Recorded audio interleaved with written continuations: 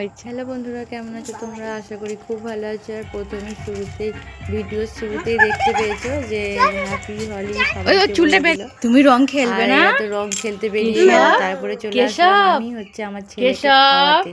সকাল এখন 9টা বাজে, ওরা রং খেলতে চলে গেছে।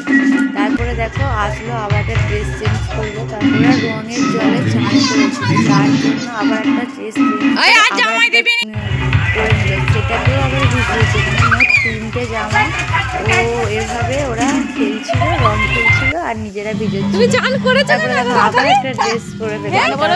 সবসময় আমি ছেলেটার জন্য চান করে ফেলেছি। ঠান্ডা লেগে যাবে। মানা তুই আর মাখিনি, তখন অনেকক্ষণ ধরে চান করে আমরা যায় আর কি রং আবির মাখা হচ্ছে। আর এখন আর রংটা বেশি মাখি না, আবিরটাই মাখে। আর আমার তো চান হয়ে গেছিলো, তার সরে কে কার কথা, আমাকেও দিল মাখিয়ে। তাও মাথাতে অল্প করে একটু দিয়েছিল আর গালটায় দিয়েছে। আর চান করে ফেলেছিলাম। আর চান করে আমি বসেছিলাম রান্না। আর তারপর তোমাদেরকে দেখাচ্ছিলাম যে আমি কীভাবে চুল কেটেছিলাম। তোমাদেরকে তো সেভাবে দেখানো হয় না, যেহেতু সামনে বিয়েবাড়ি ছিল। এভাবে একটু সামনে লেয়ার কাট করে চুলটা কেটেছিলাম। আর দেখো রান্নাবান্না হচ্ছে এখনও। আর রঙটা রেখেই দিলাম, একটু পরে গিয়ে ধুয়ে নেব। তরকারিটা নামিয়ে দিই। তারপরে অনেক দিন পর তোমাদের সামনে একটু ভালোভাবে আসলাম।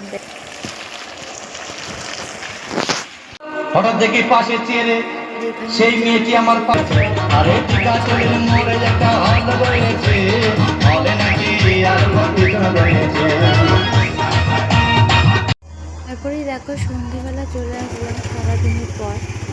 খাওয়া দাওয়ার পরে একটু শুয়েছিলাম। তারপরে বিকালে উঠে ছেলেকে খাওয়ালাম, আর খাওয়াইনি। আর এই দেখো আজকে চন্দ্রগ্রহণ ছিল, তার জন্য আর কি মেয়েকে আর খাওয়ালাম না, যেহেতু ছেলেটা খুবই পুজো হচ্ছে গো এই সময়, ভালোই তো। অল্প করে। চন্দ্রগ্রহণ দেওয়ার পর আমরা বেরিয়েছিলাম আমাদের পাড়ার পাশে আর কি এই রাধাকৃষ্ণ পুজো হয় এই ঘরের দিনকে, সেটাই আর কি দেখতে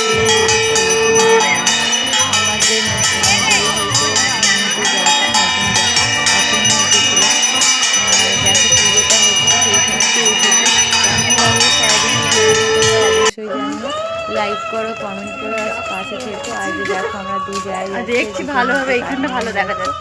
আর আমার মেয়ে তো যাবেই না, এত বায়না করবে। টাটা।